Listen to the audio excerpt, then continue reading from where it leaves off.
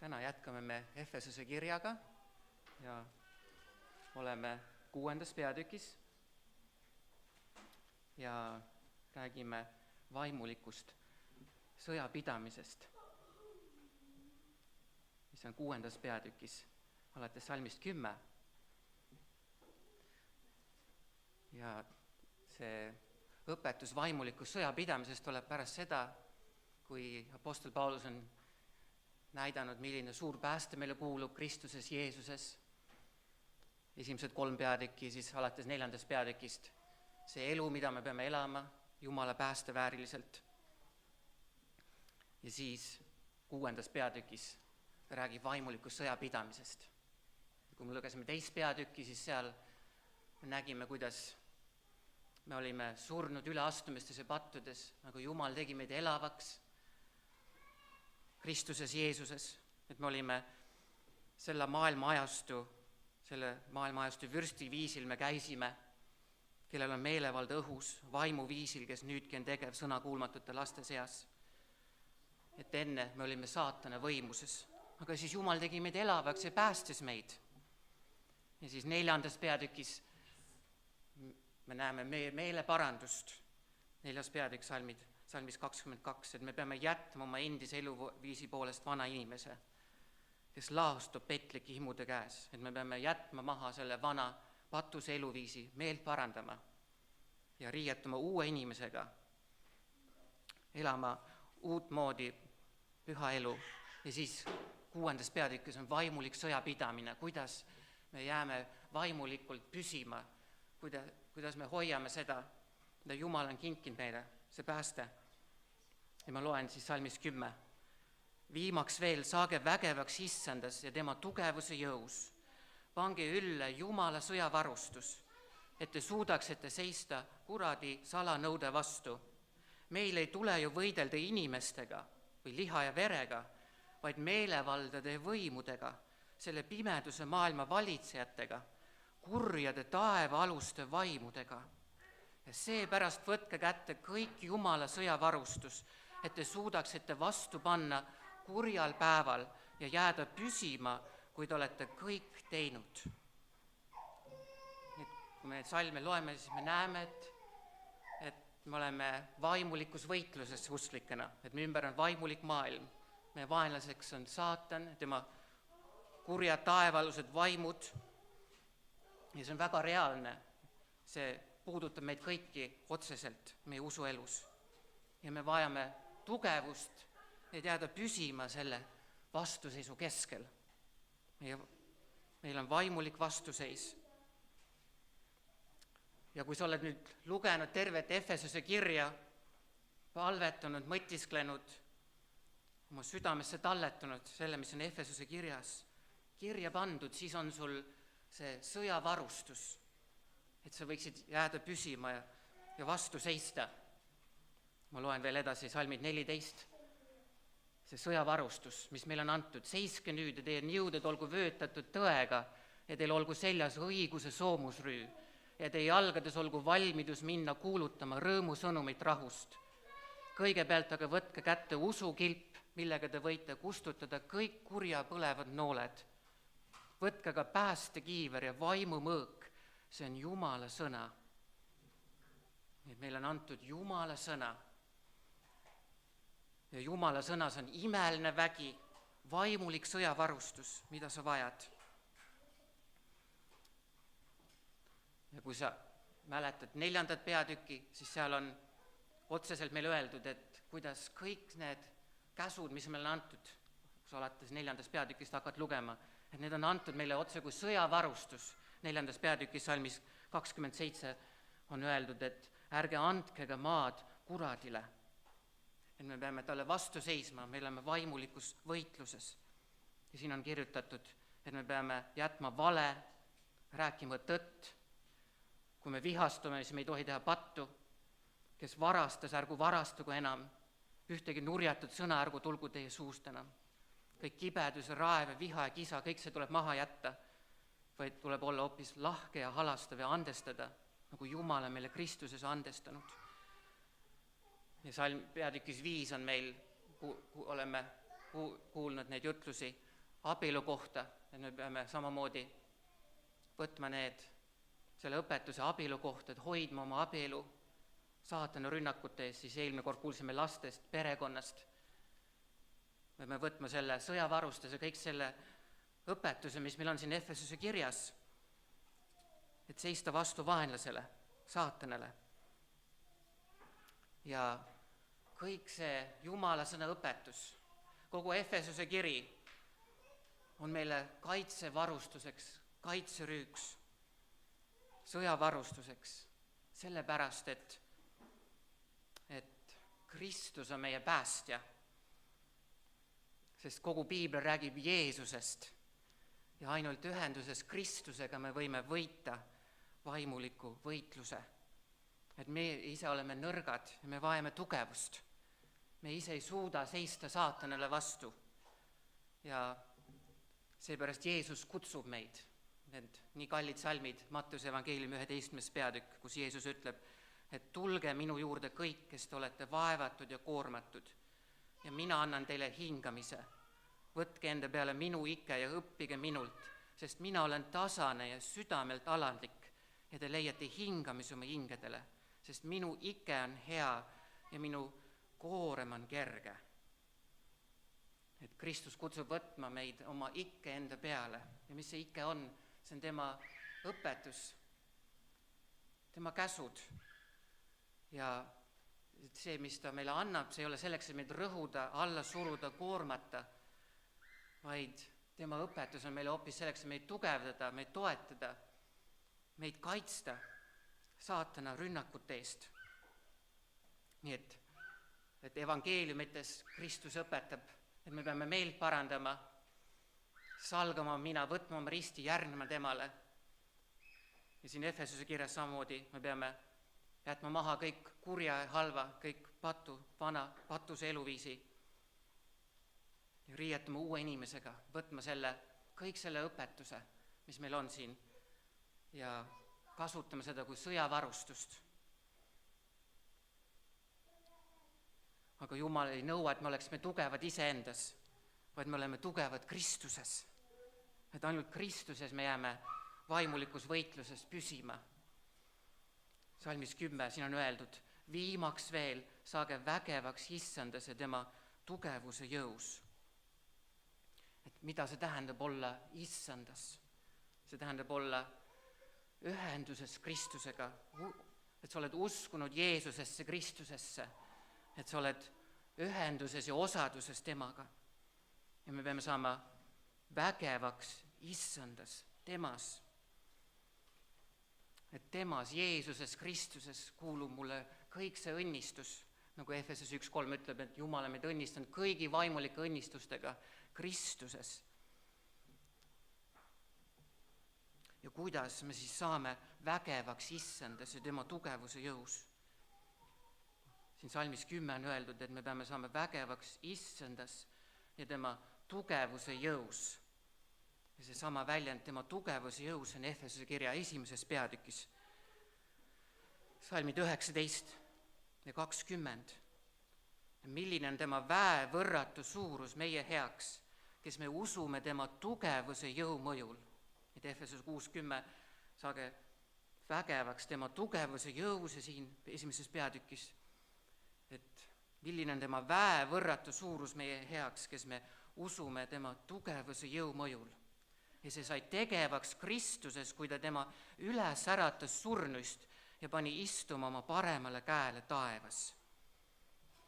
Nii et olla ühenduses Kristusega, see tähendab olla ühenduses temaga, kes risti peal suri ja üles tõusis 3. päeval. Ja kui sa usud Kristusesse, siis kuulub sulle tema üles tõusmise vägi, tema tugevuse jõud. Ja sa pead õppima toetuma sellele, mida Kristus on sinu eest teinud. Sa pead toetama Kristuse võimsele ülestõusmise väele ja saama vägevaks issandas ja tema tugevuse jõus. Ja miks võib mulle, kes ma olen nõrk, saada osaks Kristuse ülestõusmise vägi? See on sellepärast, et Kristus suri ristil minu eest. Ja see on Efesuse kirja 1. peatükis salmis 7. temas on meil lunastus tema vere läbi, üleastumiste andeks saamine tema armurikkust mööda. Et Kristus suri risti peal selleks, et ta võiks 3. päeval surnust üles tõusta. Et Kristus suri risti peal meie pattude andestuseks, et tema võimas ülestõusmise vägi saaks avalikuks. Ja sina pead toetuma Kristusele, tema ülestõusmise väele. Temas on meil lunastus, tema vere läbi üleastumiste andeks saamine, tema armurikkust mööda, millega ta on meid ülirikkalikuks teinud kõiges tarkuses ja arukuses. Ma just rääkisin sellest, et meil on kõik see õpetus siin Efesuse kirjas. Meil on Kristuse õpetus. Jeesus ütleb, et tule mu juurde, kui sa oled koormatud ja vaevatud, kui sa oled nõrk ja võta minu ikke enda peale ja õpi minult. Kuuleta mulle. Kõik Kristuse õpetus on meile sõjavarustuseks. Aga kuidas ma selle vastu võtan? Ma loen selleks Jesaja raamatu 50. peatükist, kus samamoodi on räägitud Jeesusest, prohvetlikult ette kuulutatud, et tema on see Jumala sulane, kes tuleb. Ja seal on öeldud Jeesuse kohta niimoodi, Jesaja 54. Issand Jumal on mulle andnud õpetatud keele, et ma oskaksin vastata väsinule. Et Jeesus on tulnud väsinute jaoks, nõrkade jaoks ja ta õpetab. Tema õpetus on see tema ikke, mis on kerge ja hea, võta see enda peale. Ja ta Jumal siin ütleb, ma loen selle salmi uuesti, et issand Jumal on mulle andnud õpetatud keele, et ma oskaksin vastata väsinule ja virgutada teda sõnaga. Et täna me räägime sellest, et kuidas ma saan tugevaks Kristuses. Saage vägevaks issandas ja tema tugevuse jõus. Ja selleks sa pead võtma selle sõjavarustuse, Kristuse õpetuse. Ja ta annab selle sulle nõnda, et see tugevdab sind, see ei rõhu sind alla. See ei ole raske koos temaga. Et tema õpetus, tema sõnad on meile tugevuseks. Tema ikke on hea, tema koorem on kerge. Ta teeb sind ülirikkalikuks kõiges tarkuses ja arukuses. Ja see on sellepärast nõnda, et Jesaja 50. peatükk seal edasi, ülejärgmine salm ütleb, 6. salm ütleb nõnda. Ma andsin oma selja peksjale ja põsed neile, kes katkusid karvu. Ma ei peitnud oma palet teotuse ja sülje eest. Et siin on ettekuulutus Kristuse valusatest kannatustest, et teda peksti, tema habe kitkuti, tema peale sülitati, ta kannatas valusalt. Ja see on meie päästja, kelle veres on pattude andestus. Ja selline päästja, tema õpetus tugevdab sind, toetab sind. Ta on tulnud väsinute, nõrkade ja armetute ja abitute jaoks. Ja kuidas saab veel Kristus sinu tugevuseks? Veel on Jesaja raamatus ettekuulutus Kristusest. Jesaja raamatu 42. peatükk. Ja seal on öeldud, niivõrd tugevdavad, kinnitavad sõnad meile Jeesuse kohta, et ta on see, kes toob rahvale õiguse, tema ei kisenda ega karju, tema häält ei ole kuulda tänaval ja rudjutud pilliroogu ei murrada katki ja hõõguvat tahti ei kustutada ära. Ta levitab ustavalt õigust. Et Jeesus on tulnud nõrkade ja habraste ja armetute jaoks. Ta on tulnud nende jaoks, kes vajavad tugevust. Ja me kõik vajame seda tugevust, seda kosutust. Nii tihti me tunneme, et me oleme nii nõrgad usklikena ka, isegi kui me oleme palju aastaid olnud kristlased. Me tunneme taas, kui nõrk ma olen, kui abitu ja armetu ma olen. Ma lugesin hiljuti, olen lugemas ühte kallist raamatut, mille kirjutas puritan Richard Sibbes. ja selle pealkiri on Rutjutud pilliroog. Ja siis on huvitav fakt, et Martin Lloyd Jones, kes on tuntud jutlustaja 20. sajandil, et kui tema elus oli väga raske aeg, ta oli üle töötanud ja oli väsinud ja koges ka saatana rünnakut, siis ta luges seda raamatut Richard Sibbes, Rutjutud pilliroog, ja ta leidis seal palju kosutust ja tugevust. Et nii kallis, et meie võime kedagi teist toetada, kinnitada, rääkida neile Jeesusest. Ma lugesin seda raamatut ja see oli nii kosutav mulle samuti. Ma loen mõned tema mõtted, mis ma siin panin kirja, et kuidas meie, kes me oleme nõrgad, võime saada tugevaks Kristuses. Et me võiksime seisma jääda, püsima jääda vaimulikus võitluses, sest me kõik vajame seda. Sest me oleme kord uskunud Kristusesse, võtnud pattude andestuse vastu, aga nüüd on meie usuelu üks vaimulik võitlus kuni selle maise elu lõpuni. Me kuulsime just sellest kallist vennast Kristuse, kes lahkus issanda juurde. Ja tema elu oli samuti vaimulik võitlus, et oma elujooks lõpuni joosta. Ja meie samuti vajame Jeesust vaimulikus võitluses. Nii imeline on kuulutada Kristust meile, kes me kõik oleme nõrgad ja vajame teda. Ja kui sa oled kiusatuses, siis kõige turvalisem on vaadelda mitte midagi muud kui vaid Kristust. Kui ma olen vaimulikult nõrk, kui lohutav on mõelda siis Kristuse peale, kes on tasane ja südamelt alandlik ning tahab mind toetada. Et kui sa tunned, et sa oled nõrk, siis sa võid mõelda Kristuse peale, kellel on sellised nimed, nagu et ta on Jumala tall. Ta on Jumala tall, see tähendab, et ta on keegi, kes on väga õrn. Ta on kaastundlik minu vastu. Ja kui ma olen vaimulikus võitluses,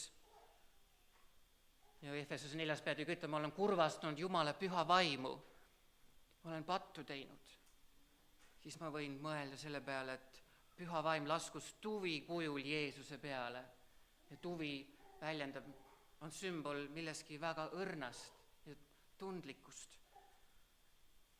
Ma võin kinnitada ennast, et püha vaim on kaastundlik, ta kurvastab, ta on minu kaaslane, ta toetab mind mu vaimulikus võitluses.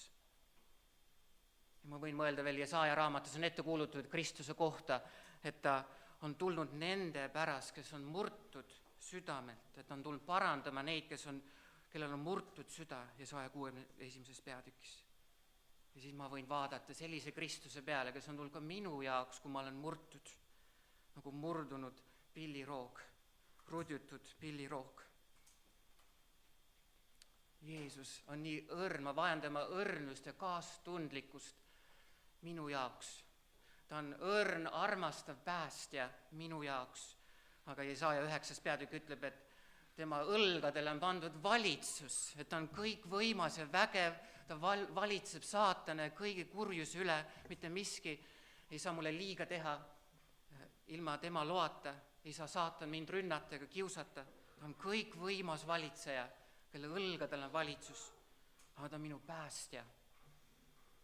Ja kui ma tunnen, et ma olen nii väike ja ära unustatud, siis sa võid mõelda Jeesuse peale, nagu Miika raamatus on ette kuulutatud. Et aga sina, Betlem, olgugi väike Juuda tuhandete seas, sinust tuleb mulle see, kes saab valitsejaks Iisraelis. Et Betlemaa linn oli väike linn tuhandete linnade seas ja sinal sündis Jeesus minu jaoks. Oi, kui tugev ta see on niimoodi Kristuse peale vaadata, kui mina olen nõrk ja abitu ja vajan teda.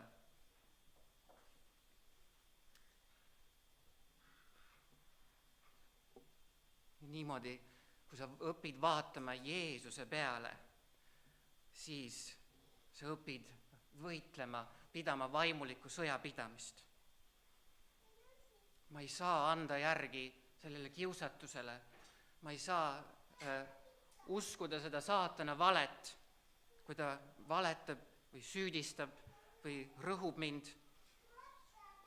Ma mõtlen ju selle peale, Efesuse 60, ma olen ju issandas, ma olen ühenduses Kristusega, Ma ei saa niimoodi teha Jeesusele, kes nõnda armastavalt tuli minu pärast siia maailma. Ma ei saa keelduda sellest väest, mis on Kristusest, tema ülestõusmise vägi. Ma vaatan Jeesusel, ta kandis ju minu nõrkuse, ta sai ju vaeseks minu eest, ta oli ju minu eest rudjutud ja muljutud ja pekstud ja haavatud, ta nõrkes ju minu eest risti peal, tema kandis minu valud ja vaevad, ta kandis minu patu valusalt risti peal. Ja minu kalli Jeesuse pärast ma keeldun alla andmast, ma keeldun murdumast ja loobumast võitlemast. Ja sedasi olen mina oma vaimulikus elus taas uuesti leidnud kosutust, et ma ei anna alla, kui on läinud väga raskeks minu elus, kui see koorem tundub liiga raske, mida kanda, siis ma vaatan Jeesusele sellise päästja peale ja ma saan taas mitte iseendast tugevaks, vaid tugevaks Kristuses. Saage vägevaks Issandas ja tema tugevuse jõus. Ja selleks sa pead teda õppima tundma kui armastavat kaastundlikku päästjat, kelle veres on pattud ja andestus ja lunastus mulle. Heebra kirja 4. peatükis on öeldud, et ta on selline ülempreester, kes suudab kaasa tunda meie nõrkustele, selline, kes on olnud kõigiti kiusatud nagu meie ja siiski ilma patuta. Tule tema juurde, tule Kristuse juurde. Siin on öeldud Heebra kirja 4.16, läki siis julgusega armu aujärje ette, et me halastus saaksime ja armu abiks leiaksime parajal ajal. Et saad tugevaks Kristuses, mõelda selle peale, et on tulnud kaastundlikult sinu jaoks ja maailma, et see kiusatus, millega sina võitled, see lahing, milles sina oled, et Jeesus on sellest ise läbi läinud sinu eest ja ta tunneb sind ja hoolib sinust, on kaastundlik su vastu. Et ära jätta tulemata tema juurde, kui sa oled nõrk. Et isegi nii nõrk, nagu see veritõbine naine, kuidas tema tuli Jeesuse juurde, võib-olla nõrga, väriseva käega, olles ise nõrk, ta puudutas Jeesust ja siis Piibel ütleb, et vägi läks temast välja ja see naine sai terveks, päästetud. Et ka kõige nõrgem võib kinni haarata tugevast Kristusest ja kõige nõrgem käsi võib võtta vastu kõige kallihinnalisema teemanti, hoida seda enda käes. Niimoodi ütles kuskil Richard Sibbes. Nii, aga siis ma lugesin veel ühte raamatut, teine puritan, kelle nimi on John Owen ja tema üks tuntumaid raamatuid on Patu surmamine. Ja see raamat räägib kirjast roomlastele 8.13 salmi põhjal. Sest kui te liha järgi elate, siis te surete, kui te aga vaimu abil ihutead suretate, siis te elate.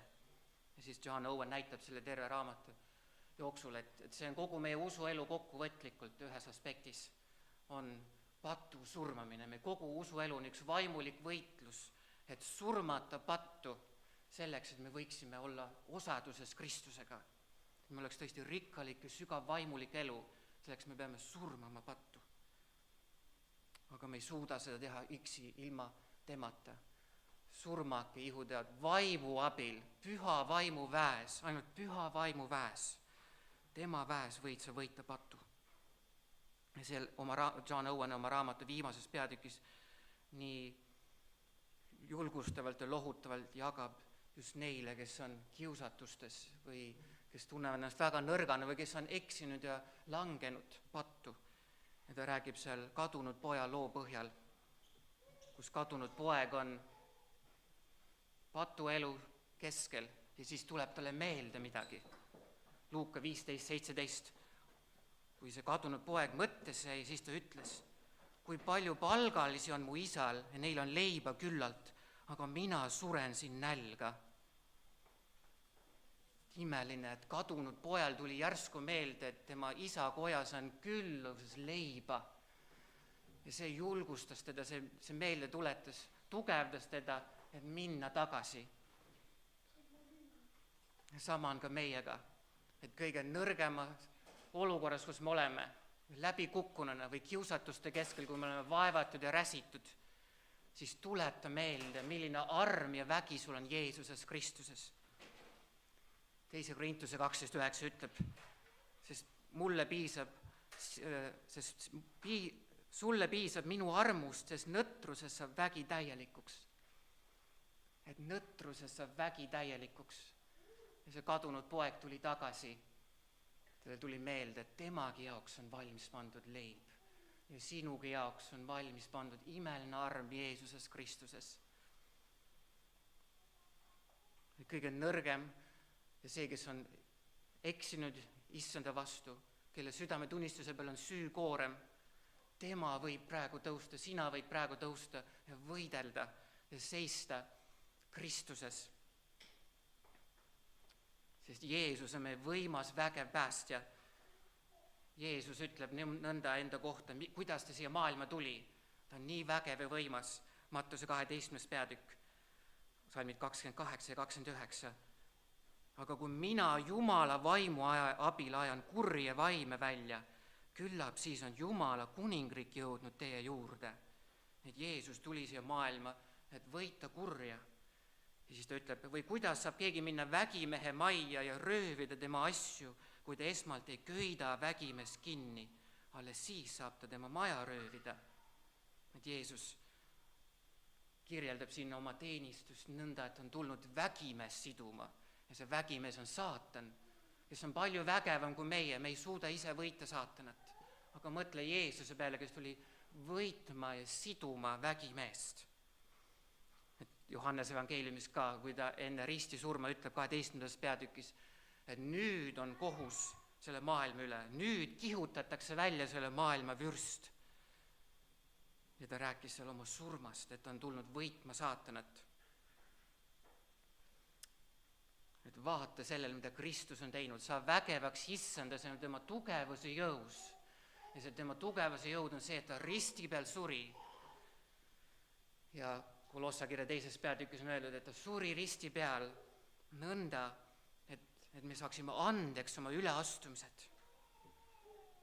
Ja ta kustutas ära meie võlakirja koos määrustega. Ja see on naelutatud risti külge. Sa võid saada tugevaks, sinu patuvõlg on naelutatud risti külge. Ja Kolossa 2.15 ütleb, et Jumal on paljastanud valitsused ja meelevallad, häbistanud neid avalikult. Ta on võidutsenud nende üle Kristuses.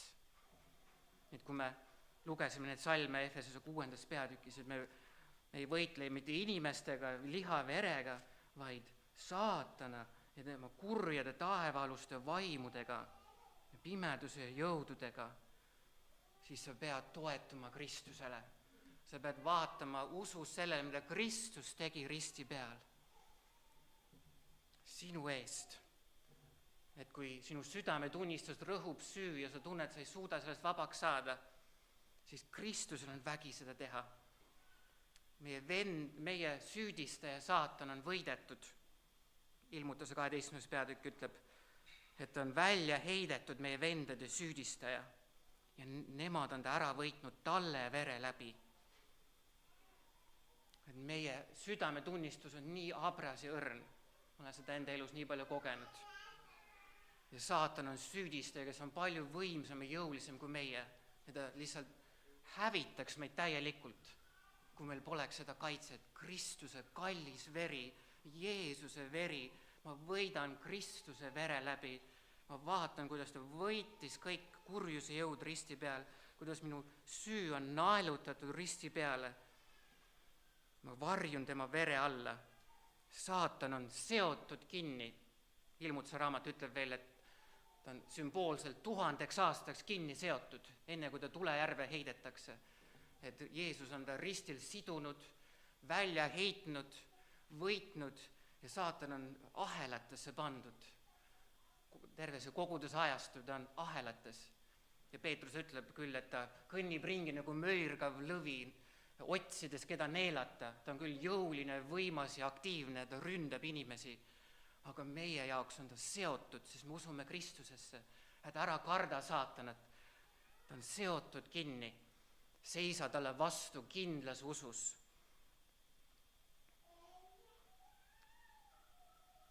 Saa tugevaks Kristuses.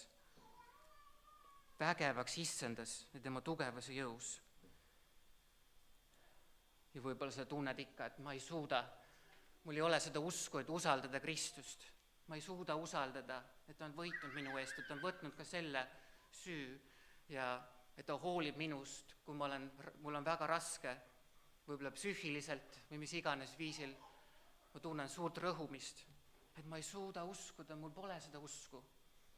Nii kallis, et on selline lohutav lugu evangeeliumites, kui üks isa tõi oma langetõbise poisi Jeesuse juurde või kõigepealt tema jüngrite juurde ja siis isa tunneb, et ta ei suuda usaldada Jeesust, et Jeesus võib aidata, vabastada kurjusest.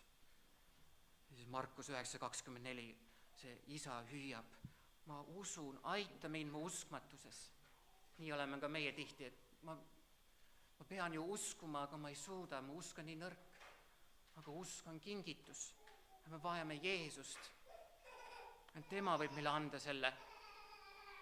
Ta ütleb siis oma jüngritele, kes ei suutnud seda kurja vaimu välja ajada, siis Jeesus ütleb oma jüngritele, et nemad ei suutnud seda teha.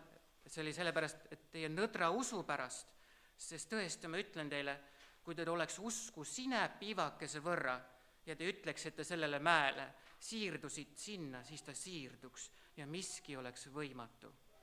Et Jeesus vastab nii armuliselt, et mida on vaja, on ainult sinepiivakene usku, meie usk on nagu nii pisike, nii väike ja Jeesusel on vägi, mis on nii võimas, et see võib mägesid liigutada, et see paneb asjad õigesse fookusesse, et mina olen nõrk ja jõuetu ja väike, aga Jeesus on võimas ja vägev, kellele ma toetun.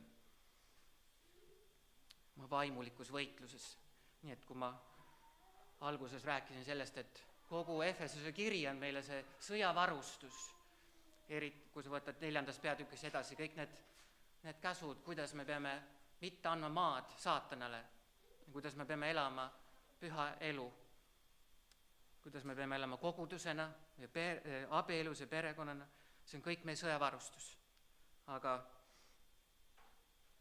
me vajame Jeesust selles kõiges, ilma temata ei suuda. Ja sama oli ka jüngritega, kui me loeme Efesuse kirja 4. peatükist, esimesed salmid, seal on öeldud, et mina, kes olen vang Kristuse pärast, kutsun teid üles elama selle kutsumise vääriliselt, millega te olete kutsutud, kogu alandlikkuse ja tasadusega, pika meelega üksteist sallides armastuses ning olles usinad rahu sideme kaudu pidama vaimu antud ühtsust. Meil on antud käsk kogudusena hoida ühtsust, olla armastavad, andestavad üksteise vastu, nagu Jeesus õpetas, et ma annan teile uue käsu, et te armastaksid üksteist. Aga see on tõeline vaimulik võitlus, et hoida seda ühtsust, hoida seda armastust koguduse keskel. Ja sellest rääkis Jeesus ka oma jüngritele, ma loen veel Luuka evangeeliumi 17. peatükis, 1. salmist alates, aga Jeesus ütles oma jüngritele, on võimatu, et ei tuleks ahvatlusi patule, aga häda sellele, kelle kaudu need tulevad. Ahvatlused patule on kiusatused, on vaimulik võitlus. Teil oleks parem, kui veskikivi oleks teil kaelas ja tal oleks parem, kui veskikivi oleks tal kaelas ja ta heidetaks merre, kui ta ahvatleks üht neist pisikest patule. Et Jeesus näitab, kui kohutav on panna kedagi komistama vaimulikult, kedagi panna pettuma Kristuses, kedagi ära pöörduma Jeesusest. Kui kohutav see on. Jälgige end, kui su vend patustab, siis noomi teda ja kui ta kahetseb, anna talle andeks. Ja kui ta ka 7 korda päevas sinu vastu patustab ja 7 korda sinu poole pöördub öeldes, ma kahetsen, andesta ikka talle. Nii et see on meie vaimulik võitlus, kus me oleme, hoida koguduse ühtsust, et armastada, andestada, aga ka noomida, kui vaja. Ja kui jüngrid seda kuulevad, siis nad tunnevad, nad ei suuda seda teha. Nad ütlevad Jeesusele Luuka 17.5, kasvata meie usku. Vajame usku, et usaldada Jeesust, et nõnda elada, sellist elu elada. Ja Jeesuse vastus on täis armu, nii nagu ma enne lugesin, see isa, kes vajas abi. Ja issand ütles, kui teil oleks usku nagu sinepiivakene, te võiksite öelda sellele mooruspuule, juuri end üles, istuta merre. See kuulaks teie sõna. Nüüd Jeesus jälle tõstab me pilgud tema peale, kes on võimas ja vägev.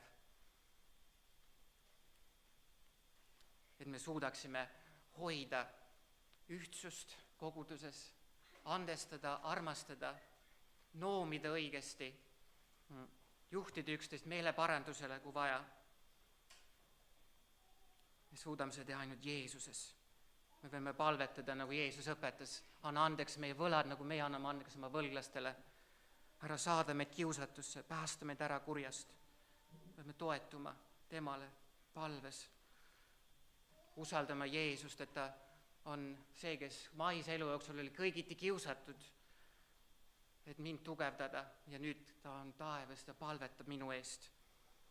Ja meiegi peame mitte ainult üksikuna võitlema vaimulikku võitlust, vaid ühiselt kogudusena. Üksteist eest hoolitsema, nägema, kui keegi nõrkemas, siis kandma üksteise koormaid, palvetama üksteise eest. Jeesus palvetas Peetruse eest, ütles, et ma olen sinu eest palvetanud. Saatan on tahtnud sind väga sõeluda nagu nisu, aga ma olen sinu eest palvetanud. Jeesus palvetas Peetruse eest ja meie võime üksteise eest palvetada. Kui Jumal on sulle andnud armu, siis ta on andnud seda sulle selleks, et sa saaksid nõrgemaid toetada, kanda nende koormed, nagu Galatia 6. peatükk ütleb. Et kui keegi tabatakse üleastumisel, kui keegi on langenud, siis meie peame tasaduses teda parandama ja kandma üksteise koormaid. Ja Kalle luges just enne teise ajaraamatu 20. peatükis selle loo kuningas Joosafatist, kes oli jumala kartlik kuningas, kes samamoodi pidi astuma lahingusse, võitlusesse. Aga imeline see, et ta mõistis, kui nõrk ta on ja kuidas ta vajab Jumala väge. Teine ajaraamat, peatükk 20, salm 12, kui ta palvetab seal aladlikult Jumala ees, siis ta ütleb, sest meil pole jõudu selle suure jõugu ees, kes tuleb meile kallale ja me ise ei tea, mida me peaksime tegema. See on see õige palve meelsus. Mul pole jõudu ja ma ei tea, mida ma pean tegema, vaid meie silmad vaatavad sinu poole. Väga igatseme kõik, et me oleksime täna näinud midagi Jeesusest, tõstnud oma silmad tema peale ja kui sa lähed siit täna, siis võta aega palvekambris isiklikult palvetada, mis iganes on sinu elus praegu see võitlus. See võid tulla palves Jumala ette, isegi kui sa tunned, et sa ei suuda palvetada, ei oska palvetada, siis sa saad öelda nagu kuningas Joosafat, ma ei tea, mida ma pean tegema, ma ei tea, kuidas paluda, aga ma palvetan ja vaatan sinu peale, Jeesus. Ja imeline on see, et kui nad läksid lahingusse vaenlasele vastu, siis nad läksid issandat kiites. Nad tänasid issandat ja ütlesid, tänagi issandat, sest tema heldus kestab igavesti, nõnda nad kiitsid issandat, läksid kiites, Jumalat usaldades hirmu äratavale vaenlasele vastu. Ja siis Jumal näitas oma võimast väge ja see vaenlase vägi langes. Imelisel viisil Jumal näitas oma imelist väge ja sama on ka meiega. Vaata Jeesuse peale. Vaata tema peale, kiida, imetle, ülista teda. Need salmid Efesuse kirja 1. peatükis on nii kallid, see kiitus Jumalale.